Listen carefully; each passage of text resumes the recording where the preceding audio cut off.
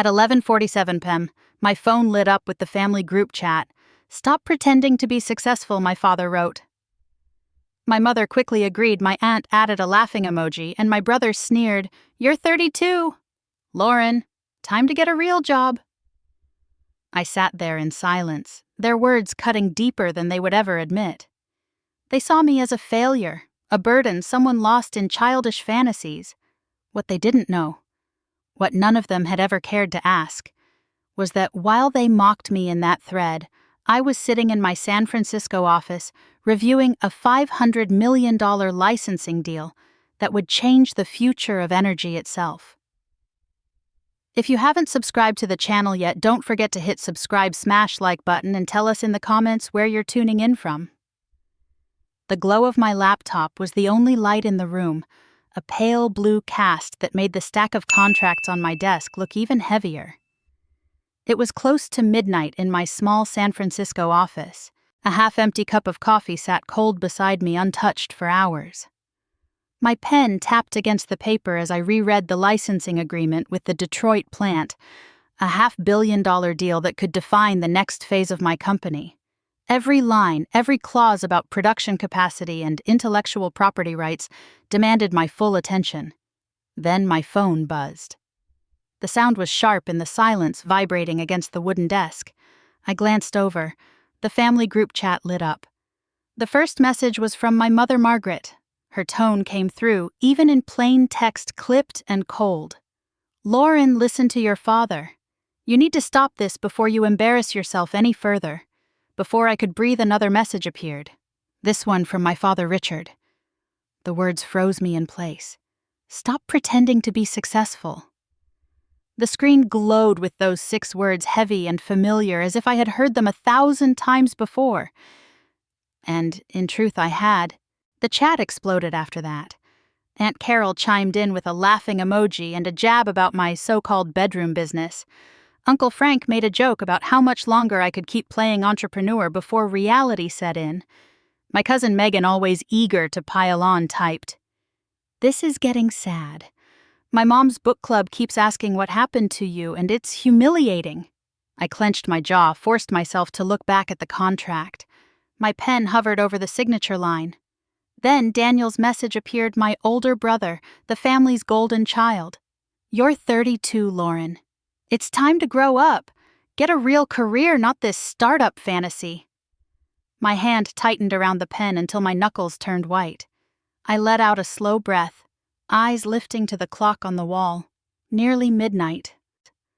The words dragged me backward to another night years ago. A family dinner where my father's voice cut through the noise of clinking glasses. "When are you going to get serious, Lauren? Stop pretending." The sting was exactly the same now as it had been then.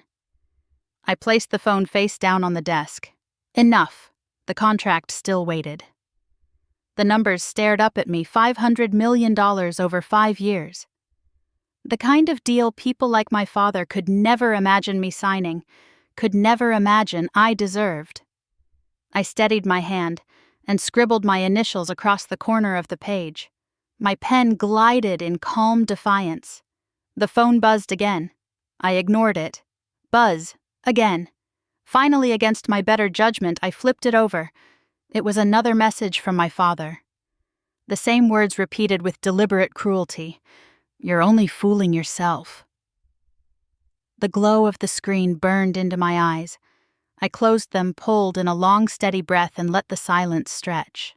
My chest rose and fell slowly, the weight of his doubt pressing down like it always had.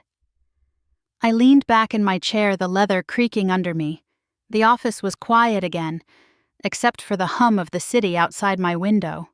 I stared at the contract with my initials on it, then at the phone still vibrating occasionally with new messages. For a moment I sat perfectly still, letting the sting wash over me, the familiar ache of being dismissed, doubted, and mocked by the people who should have been my first believers. And then I reached for my pen again.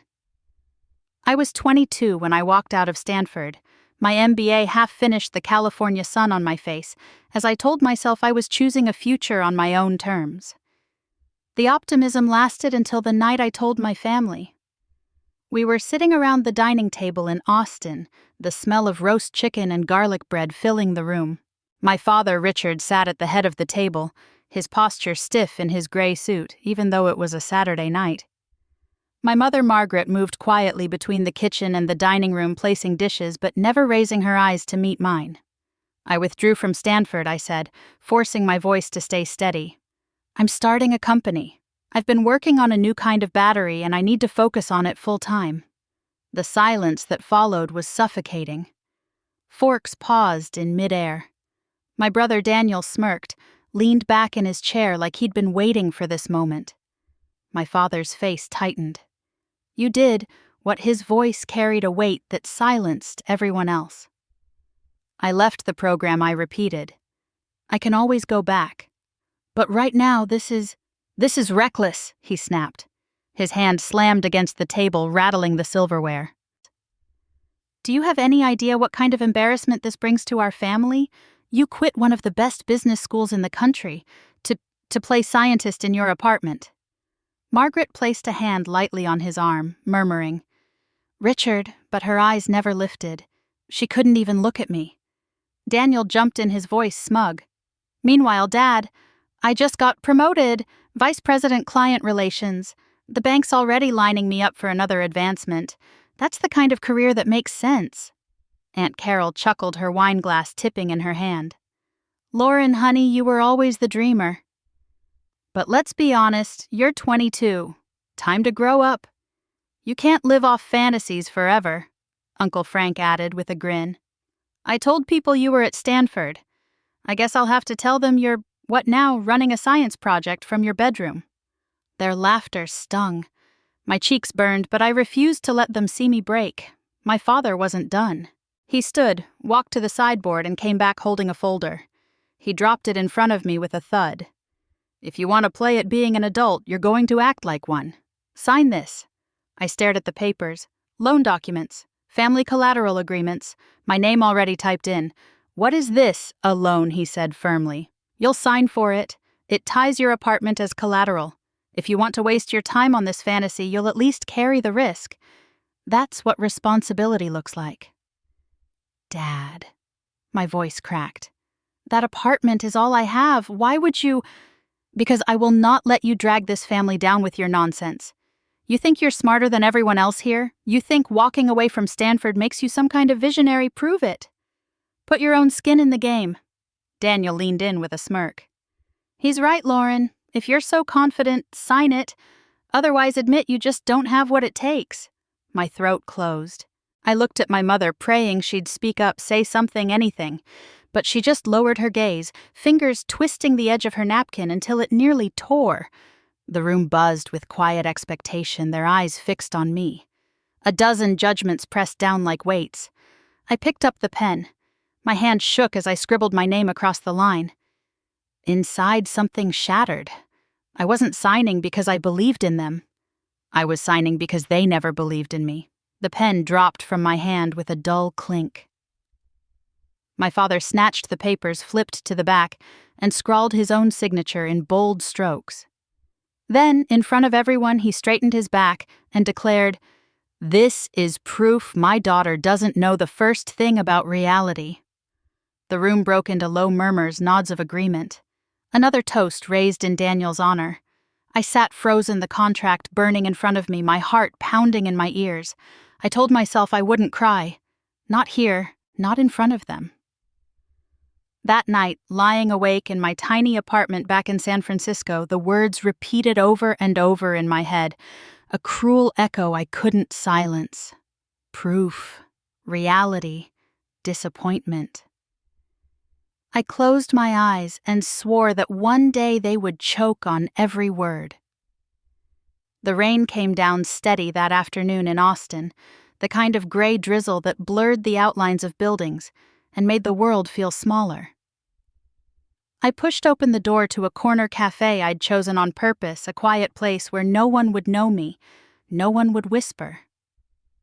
Emily was already there, seated at a small table by the window, her hands wrapped around a mug of tea. She looked up and smiled when she saw me, soft and careful like she always did.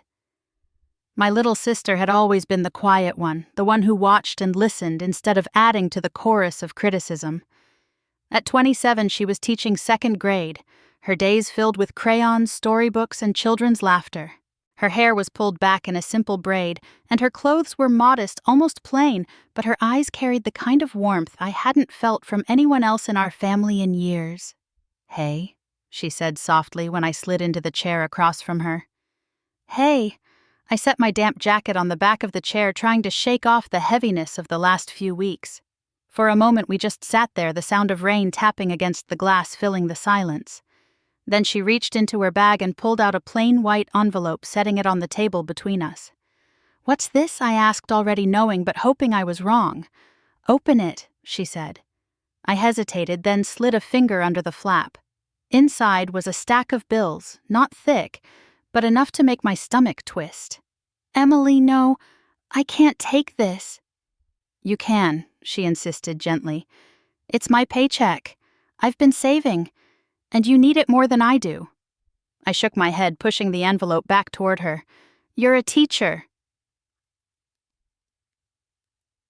You don't make enough as it is." Her hand pressed it back toward me firmer this time. "Lauren, listen to me. I believe in you. I know you can do this. They don't, but I do. Please take it. It'll cover a few months of rent, maybe more. Enough to give you space to breathe." My throat tightened. I wanted to protest again, to tell her I couldn't possibly let her carry my burden. But the look in her eyes silenced me. The steady, unshaken faith I hadn't seen in anyone else. I slipped the envelope into my bag, my fingers trembling. I don't even know what to say. She smiled faintly. "Then don't say anything. Just keep going. Don't let them break you." The rain grew heavier outside, streaking the window, making the cafe lights blur. I stared at my little sister, wondering how it was possible that she, the youngest in our family, could be the only one who truly saw me. "Do you ever get tired?" I asked suddenly, my voice low, "of hearing them talk about me like I'm a failure?" Emily let out a quiet laugh, but there was no humor in it. "Of course I do. But it doesn't matter what they say. What matters is what you're building. I can't explain it to them, but I don't need to. I know you're doing something important." Her words landed like a weight and a balm at the same time. I pulled my worn notebook from my bag, the one I carried everywhere. I opened to a blank page, clicked my pen, and wrote slowly, deliberately. "One day, they will regret not believing in me." I underlined it twice, my hand, firm, my chest rising with each stroke of the pen. Emily leaned over the table, watching me, right, her chin resting on her hand. "You're stronger than they think," she said softly. I looked at her, the reflection of raindrops dancing in her eyes. "You're the only one who thinks that." "Then maybe that's enough," she whispered. For a long time we sat there in silence. The cafe hummed with low conversations and the hiss of the espresso machine, but it all faded into the background. It was just the two of us sisters, in a storm, bound by something stronger than the noise of our family's scorn. I closed the notebook and pressed it against my chest for a moment, feeling the promise I had written pulse through me like a heartbeat. Outside, the rain kept falling. Inside, Emily's hand brushed mine across the table, steady and sure. I squeezed my notebook tighter, knowing that someday somehow I would make good on the vow I had just inked onto that page. The hum of the city outside my window was faint, muffled by the glass, but inside my office, the air was sharp with tension.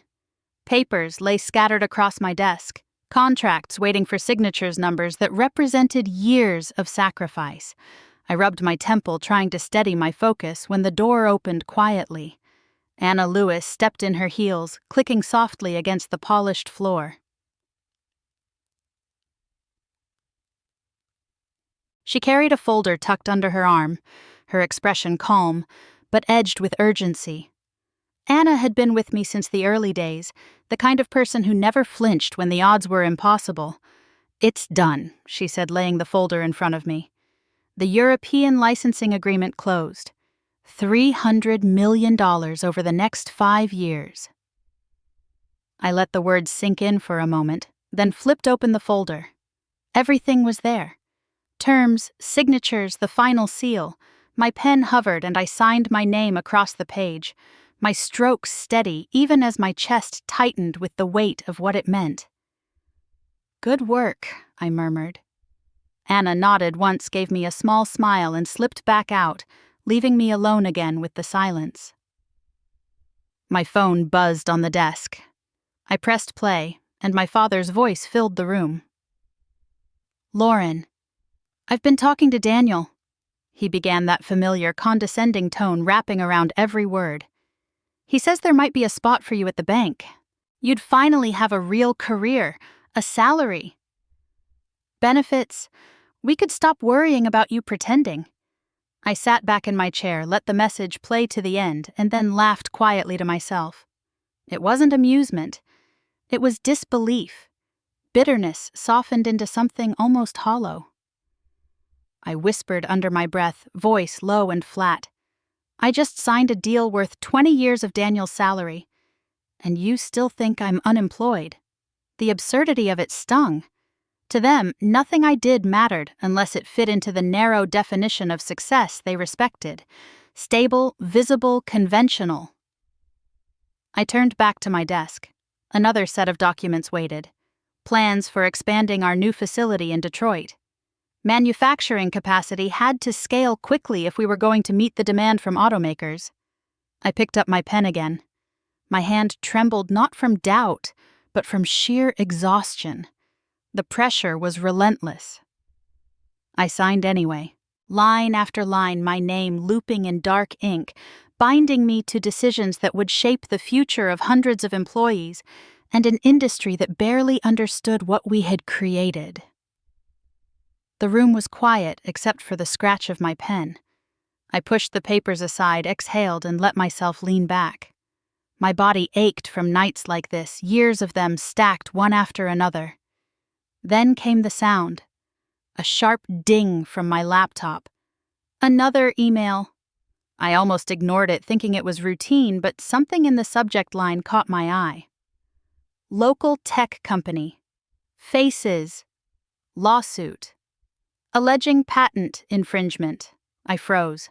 My eyes scanned the short preview beneath the headline. They were talking about me. The cursor hovered over the message. For a second, my chest tightened so hard I thought I might not breathe. I clicked it open. The article was brief, speculative, filled with quotes from industry insiders questioning whether our battery compression technology was truly original.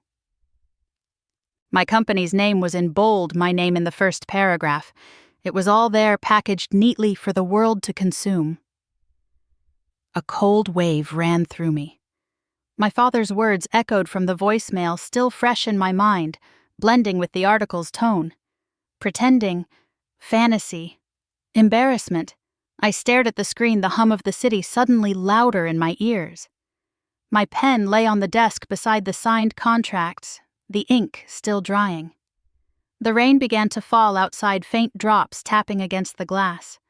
I closed my eyes, inhaled slowly, and let the silence stretch before me. Peter Wallace's name was splashed across the article like a headline designed to wound.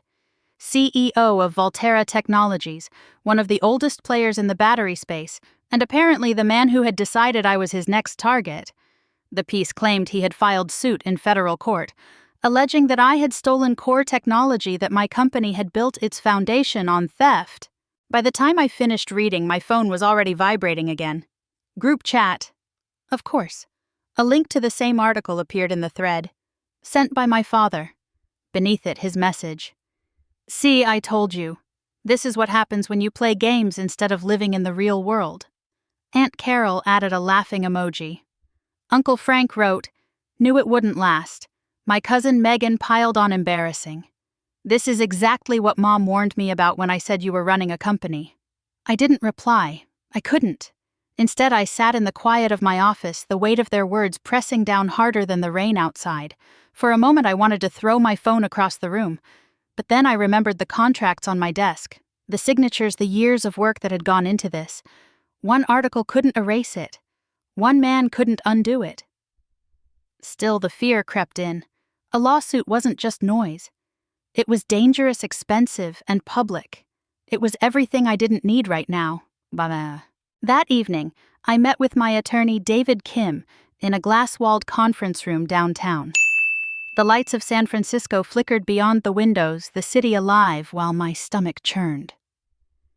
David placed the summons in front of me. "They've filed in federal court," he said. "Patent infringement. They're claiming your compression algorithm and bonding process is derived from their prior research." I scanned the pages, my name in black and white at the top of a legal document that suddenly made everything feel fragile. My hands trembled as I turned each sheet. "Do they have a case?" I asked, my voice lower than I intended. David shook his head slowly. "From what I've seen, no. You filed your patents in 2016. Their earliest claim is 2018. The science is yours, but Wallace has deep pockets and he'll drag this out. He's not trying to win. He's trying to bleed you dry, tie you up in court while he keeps his market share." I leaned back, staring at the ceiling, the fluorescent lights buzzing. "He wants to paint me as a fraud. That's exactly what he wants," David said. "And he knows the media will eat it up." When the meeting ended, he slid the summons back toward me. "We'll fight, but you need to be ready. It won't be quick." I picked up the papers. The pages felt heavier than they should have, as if the ink itself carried weight. On my way out, I stopped by a window overlooking Market Street. The traffic lights blurred in the rain, red and gold against the wet asphalt. My reflection looked back at me. Tired eyes, clenched jaw, a woman carrying more than anyone believed. In my head, my father's words replayed, layered with Wallace's accusations, the chorus of relatives laughing. "Pretending. Fantasy. Embarrassment," I whispered under my breath. "They never even ask me for the truth. They only ever want to see me fail." Back at my office, I placed the summons on my desk. My hand hovered over it, torn between fear and fury. For years, I had fought in silence, carrying their mockery alone. Now the world was watching, and my enemies were louder than ever. I picked up the papers again, fingers digging into the edges until they bent. My pulse hammered in my ears. There it was, the fear I couldn't deny, but woven into it something sharper. Determination. I stared at my name on the front page. My jaw set, and thought, if Wallace wants a war, then he'll get one. The rain hit harder against the glass. The city lights shimmered. I held the summons in both hands, my eyes flickering with the dual fire of dread and resolve. For years, I had lived with the silence I created. I didn't post about milestones, didn't celebrate funding rounds, didn't attach my company's name to my title. On LinkedIn, I kept it vague. Founder and CEO, no logo, no website link, nothing that would give anyone, especially my family, proof of what I was building. At first, it was strategy. Stealth was essential in those early years when competitors were circling, when one wrong disclosure could have cost us patents or scared away investors. But over time, it became armor. The less they knew, the less they could twist into weapons against me. Of course, they twisted it anyway. In group chats, my cousins threw barbs. "So, how's the bedroom?" CEO life. Daniel's favorite jab was to ask me if I had hired an assistant yet, maybe a cat, to answer the phones. My father dismissed the vagueness of my profile as proof I was unemployed, and my mother quietly agreed, never contradicting him. I can still remember one Thanksgiving in Austin. The table was full, my father carving turkey, Daniel basking in praise for his latest promotion at the bank. Relatives toasted his achievements, raised their glasses to real success. And me, I sat at the end of the table silent, invisible, my presence barely acknowledged. At one point, Aunt Carol leaned over to another guest and whispered, not as quietly as she thought, "Poor Lauren," still pretending she has something going on. I smiled politely through the entire evening, but inside I burned. Later that night, when everyone else was asleep, I scribbled in my notebook, "They think I'm nothing. One day I'll show them what nothing looks like when it changes the world." Back in my office in San Francisco, I leaned back in my chair and rubbed my eyes. The lawsuit was brewing. The pressure was mounting, and yet the deeper battle had always been the one at home. My laptop pinged with a new message. I almost ignored it, assuming it was another news alert about Volterra's lawsuit. But the subject line stopped me cold. Forbes inquiry. Exclusive interview request. I sat up straighter. My pulse quickened. I clicked. The email was from Alexandra Green, senior technology correspondent at Forbes. She wrote that they'd been tracking my company's progress, speaking to industry analysts, hearing whispers from automakers. They wanted an exclusive feature, an in-depth profile on me, on the technology, on the journey. Her words were formal but laced with curiosity. We believe your work is at the center of the next energy revolution. We'd like to tell that story. Would you be open to an interview? My hand froze on the trackpad. For a long moment, I just stared at the screen. Fear and hope twisted together in my chest. I thought of my father's last message, that smug line about me only fooling myself. I thought of Daniel smirking across the Thanksgiving table. And I thought of Emily pressing an envelope of her paycheck into my hand years ago, telling me she believed. My fingers hovered above the keyboard. One part of me wanted to close the laptop hide, keep the secret a little longer. Another part whispered that this was it. The moment I'd been waiting for, the light that would strip away every shadow of doubt. The cursor blinked in the empty reply box. I typed slowly at first, then, with more certainty.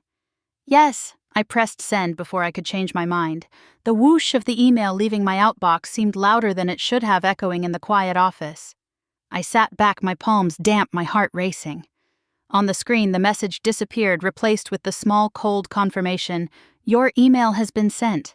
I closed the laptop halfway and rested my hands on it, staring at the city lights beyond my window. My reflection looked back at me. Tired, cautious, but for the first time in years carrying a spark of something different.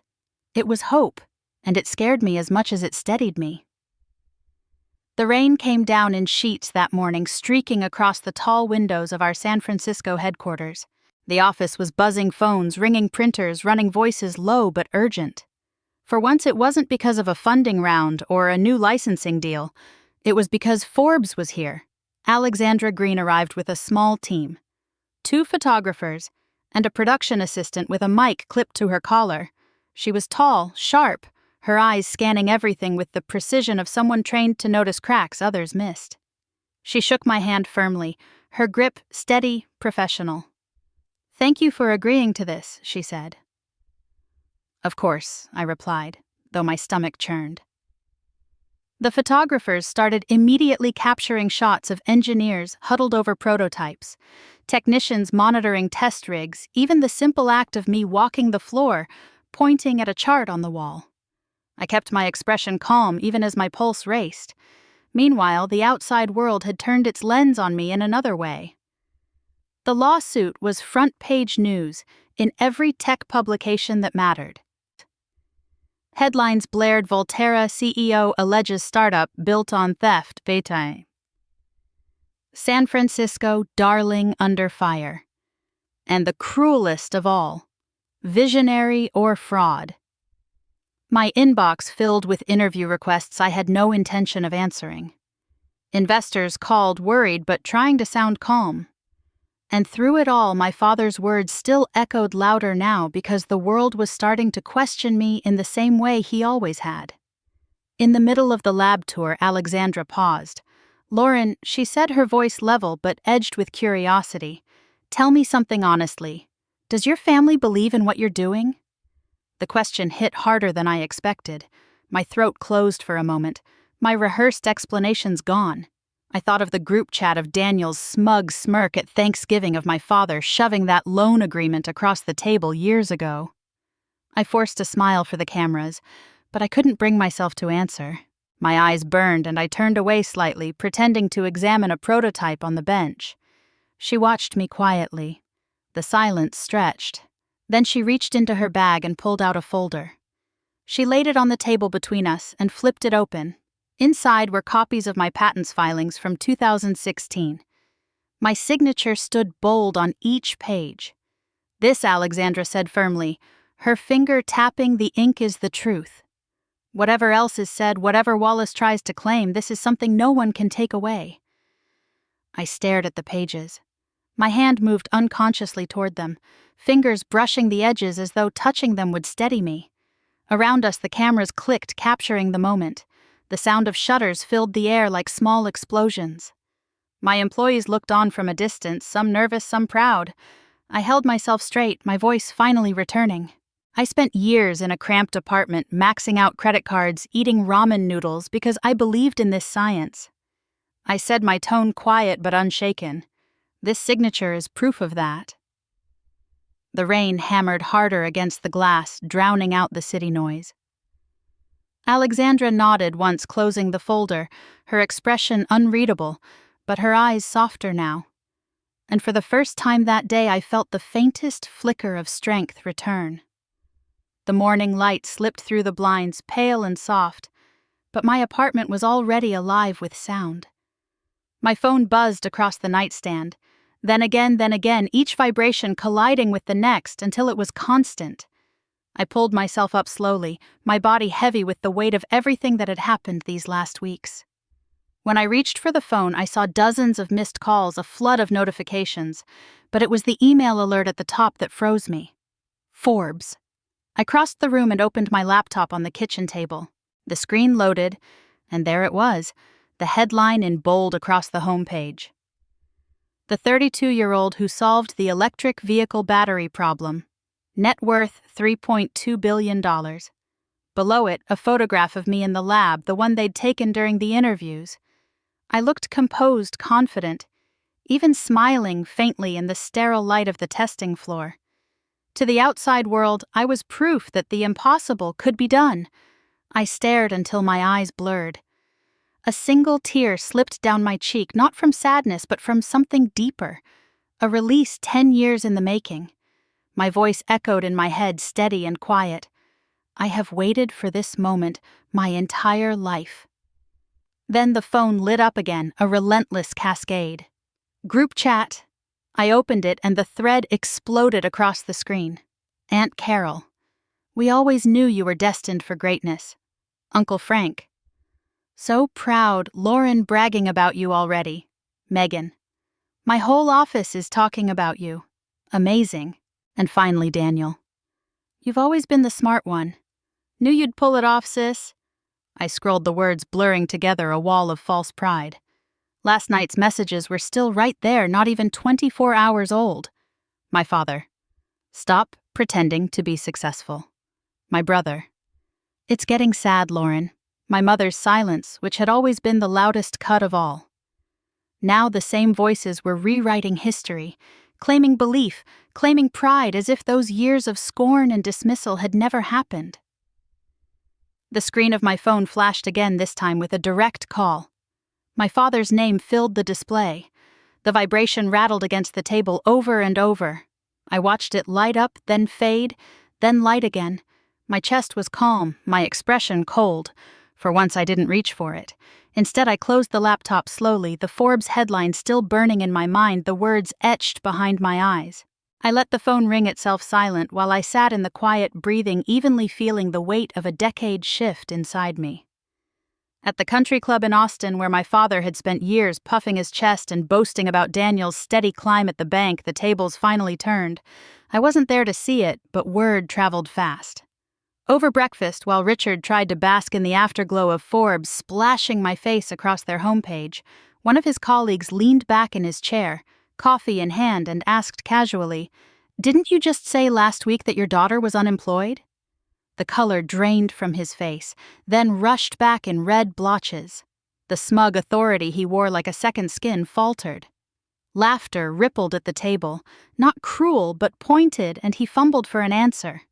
Something about misunderstandings and keeping things quiet. For a man who thrived on control, humiliation cut deep. Meanwhile, online, Aunt Carol and Uncle Frank were suddenly my biggest fans. Their Facebook pages lit up with posts, pictures of the Forbes cover captions dripping with pride. "So proud of our brilliant niece," Aunt Carol wrote, as if she hadn't once whispered that I was wasting my life. But the internet doesn't forget. A friend commented under her post, Wait, didn't you tell us last Christmas that she was struggling, and you were worried about her? Another added. Funny how success changes everything. The cracks in their facades widened. What had been private mockery was now public hypocrisy, and people noticed. 2 days later, my father showed up at my San Francisco office. He didn't come alone. Daniel walked in beside him, polished in his navy suit, his smile, too rehearsed. My mother trailed behind them, quiet, her eyes darting everywhere but mine. I stood as they entered the conference room, my employees politely excusing themselves until it was just family and silence. My father wasted no time. He slid a folder across the table. This, he began, his voice heavy with forced authority, is an opportunity most people would kill for. Daniel's bank is prepared to offer comprehensive financial services to manage your company's growth. Treasury lending, wealth management. You name it. It's the kind of partnership that legitimizes a business at your scale. I didn't touch the folder. I didn't even glance at it. Instead, I looked at him, then at Daniel. So that's why you're here. To cash in now that Forbes has done the work of convincing you I exist. Daniel shifted uncomfortably, tugging at his tie. It's not like that, Lauren. This is good for you too. We can help protect what you've built. What I built. My laugh was sharp, bitter. Daniel, you laughed at me for a decade. You called my company a bedroom business. You told your friends I was unemployed. And now you're standing here telling me you want to protect it. My father leaned forward, his jaw tightening. Don't be petty. This is business. It's time to stop holding grudges and do what's right for your company. This is the kind of deal that shapes a legacy. I finally touched the folder just long enough to push it back across the table. A legacy doesn't need your signature, Dad. I've already built mine without you. The room fell silent. Daniel looked down at the polished table, avoiding my eyes. Margaret's hands twisted nervously in her lap. You called me a burden. I said, my voice low but clear. You told me I was embarrassing this family. Now you want me to sign my company into Daniel's hands? No! My father's face hardened, the flush returning to his cheeks. You'll regret this? I stood. I already regret wasting years trying to earn your approval. I walked to the door, my heels clicking against the floor. My hand rested on the knob, and for a moment I looked back. The three of them sat frozen. Richard's face set in anger. Daniel's in shame. Margaret's in quiet pleading. The conference room, once filled with the noise of their certainty, was now silent, suffocating. Without another word, I opened the door and left them sitting there. The courthouse in San Francisco was buzzing before I even stepped out of the car. News vans lined the curb, cameras hoisted on shoulders, reporters pressed against barricades calling my name as if I were walking into a premiere. My attorney, David Kim, stayed close by my side, one hand raised to shield me from the chaos as we pushed through the crowd. Flashbulbs popped, questions flew, but I kept my head down, my breath steady. Inside, the air was heavy with tension. The courtroom smelled faintly of paper and polished wood. Rows of journalists and industry analysts filled the benches. Their laptops opened, their eyes fixed on me as I took my seat at the defense table. Across from me, Peter Wallace sat stiff in his navy suit, his mouth pulled into a smug line that barely disguised the strain underneath. His attorneys shuffled their papers, whispering in urgent tones. David leaned toward me. Remember, all we need to do is show them what you've already built. The rest speaks for itself. I nodded, though my hands tightened on the armrests until my knuckles whitened. The judge entered and the room rose. The proceedings began quickly, Wallace's attorneys presenting their claims that my breakthrough was derivative, that Volterra had pioneered similar technology, that my patents were invalid. Their voices were confident at first, weaving a narrative of theft and deception. Then it was David's turn. He stood tall, his tone even but firm, and laid out the evidence piece by piece. Your Honor, here is the patent filing from June 2016, he said, holding up the document for the courtroom to see. Filed 2 years before Volterra claims to have initiated comparable research.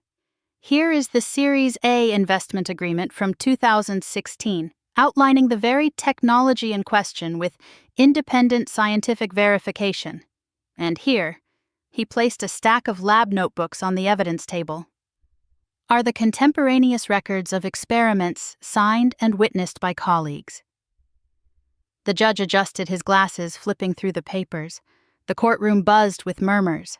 I stared at the documents, my own signature on the patents. The ink faded slightly, but still mine. My chest swelled with a mix of fear and pride. For years, those signatures had felt like fragile proof no one wanted to acknowledge. Now in this room, they were shields. Wallace's lead attorney tried to object, but his voice wavered. These records could be... David cut him off. Could be what fabricated. They were time-stamped, notarized, and filed with the U.S. Patent Office, 2 years before your client even began drafting proposals. Facts don't bend to accusations. The opposing attorney faltered his notes, trembling in his hands. Wallace's jaw tightened, a bead of sweat tracing his temple. I sat perfectly still, my hands clenched around the edge of the chair. In my mind, I heard my father's voice mocking me. "You're wasting your life. You'll never be more than a disappointment." The courtroom noise dimmed, fading under the echo of those words. And then David's voice broke through, strong and clear. "This isn't just a case of one company against another. This is a case of truth against narrative. My client has spent a decade building something revolutionary. The evidence is here, and it cannot be erased." The judge looked over his glasses, his tone decisive. "The evidence presented is sufficient. The claims brought forth by Volterra Technologies are without merit. The court rules in favor of the defendant, Ms. Mitchell." For a moment, the room was utterly silent. Then the murmurs began, a swell of voices rippling through the benches. Reporters scrambled for their phones, typing furiously. Wallace's shoulders sagged. His attorney placed a hand on his arm, but he shook it off, his face red with humiliation. The judge continued. "Furthermore, this court orders Volterra Technologies to issue a public retraction and apology for defamatory claims." I inhaled sharply, my chest tightening. Tears threatening at the edges of my vision. I gripped the armrest harder, grounding myself. David placed a reassuring hand on my shoulder. "You won," he whispered. Outside the courthouse steps were chaos again, reporters shouting questions, cameras flashing. I moved through them in silence, David shielding me as best he could. The words rang in my head, steady and strong. This isn't just a win in court. This is a win against every doubt, every sneer, every night I thought I couldn't go on. Later that evening, I stood in my office, the television muted, but its images unmistakable. On one side of the screen, Peter Wallace bowed his head as his company issued the apology. On the other, Forbes ran a new headline, "Lauren Mitchell, named to Forbes Top Women in Tech 2025. Two realities split across the same screen. A man forced to admit his lies, and me standing in the light I had earned. I turned away from the glow, staring out at the San Francisco skyline. The city lights stretched endlessly, reflections of battles fought and battles still to come. My hand rested lightly against the glass, my breath fogging it faintly. And for the first time in years, I let myself feel it. Vindication not just for the court case, but for a decade of being doubted, dismissed, and underestimated. The night air was cool as I steered down Market Street. The skyline of San Francisco stretched out in front of me like a reminder of how far I had come. My company's headquarters glowed in the distance, all glass and steel. The kind of building I used to walk past in envy when I was 23 and broke. The headlights washed over memories I couldn't suppress. 10 years earlier, it hadn't been a tower downtown, but a one-bedroom apartment in the Mission District. The kind with thin walls that rattled when the neighbors argued and a leaky faucet I could never quite fix. My desk was a folding table from Goodwill, my lab equipment balanced on crates, and my meals came from microwaved noodles and day-old bread. 90 hours a week blurred together. I coded experiments through the night, soldered prototypes with trembling hands, and maxed out every credit card I owned to keep the lights on. There were nights I cried so hard the pages of my notebook smeared with ink and tears. And always at the worst moments, an email from my father would land like a knife. Time to stop pretending. Daniel has a real job. Why can't you? I'd read those words in the half-light of my flickering desk lamp, my head in my hands, the weight of failure pressing down. The silence of the room was broken only by the hum of equipment and the crack of my own sobs. One night I must have fallen asleep on the keyboard because when I opened my eyes, Emily was there. She stood quietly, her coat still damp from the rain outside. She didn't scold or pity me. She just slipped an envelope onto the table and whispered, "Don't give up, Lauren." I remembered the feel of her hand on my shoulder, steady, warm. That small gesture was enough to pull me back to the desk, to make me open my eyes and keep working. She didn't know it then, but she saved me. The glow of my car dashboard pulled me back into the present. My phone buzzed on the console, Emily's name lighting up the screen. I answered, and her voice came through soft and familiar. "You don't have to forgive them," she said without preamble. "You've already proven everything." I gripped the steering wheel tighter, my throat catching. Sometimes I think proving it was the only thing that kept me alive. There was a pause, then her quiet reply. It was enough, and it always will be. I slowed the car, pulling to the curb across from my company's headquarters. The building rose above me, its glass panels, catching the city lights glowing like something alive. Employees were still working inside. My people, my team, the ones who believed when my own family didn't. I sat there in silence, staring up at the tower that stood as proof of all the pain, the years of doubt, the endless fight.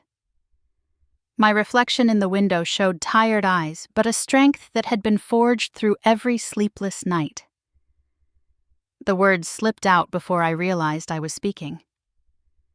Real validation comes from yourself, not from them. The sentence hung in the air, fragile but true. I closed my eyes and let it settle in my chest like an anchor. Outside the building shimmered in the night. Inside I felt something shift, a quiet acceptance that the only approval I had ever truly needed was my own. The late afternoon light spilled across my desk, turning the stack of reports golden. The office was quiet, most of the team already gone for the day, their laughter and footsteps fading down the hall. I sat back in my chair, eyes drifting to the skyline outside my window when the phone rang. The number was unfamiliar New York area code. I almost let it go to voicemail, but something nudged me to pick up. "Ms. Mitchell," a bright professional voice said. "This is Alexandra Morrison, senior producer at Good Morning America. We'd love to invite you for an exclusive live interview about your Forbes feature and your company's breakthrough. This Friday morning in our New York studio. Would you be available?" For a second, I didn't answer. My gaze lingered on the city lights flickering on across San Francisco, the reflection of my face in the glass. "Yes," I said finally, my voice steady. "That's wonderful," she replied. "We'll handle travel and accommodations. We'll send over the details by email. We're very excited to share your story with the country." We hung up and I set the phone down on the desk, my pulse steady, but my chest full. A decade of silence, of hiding, of proving, and now the world wanted to listen. Almost immediately, another notification appeared. A text from my father. "We're proud of you." Just 4 words. Simple. Hollow. I stared at them for a long time, my thumb hovering over the screen. I didn't respond. Instead, I opened the family group chat where dozens of unread messages piled up. Praise, congratulations emojis that meant nothing. I typed one line. "This Friday I'll be on Good Morning America. Watch if you want." I hit send and closed the app. The phone buzzed seconds later, but I didn't look.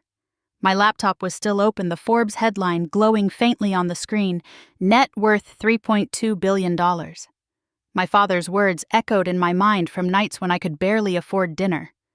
Stop pretending to be successful. I let them collide with the headline until the contrast became unbearable. Voice low, I said to the empty room. "He said I was pretending. Forbes says $3.2 billion. But the truth is, I believed long before they did. And that's what matters. I closed the laptop with a soft click, the sound final like shutting a door I didn't need to walk through anymore. The office felt too small, too heavy with the past, so I stepped out onto the balcony. The city stretched before me, alive and glowing under the fading sun. The Golden Gate shimmered faintly in the distance, and the air smelled of salt and steel.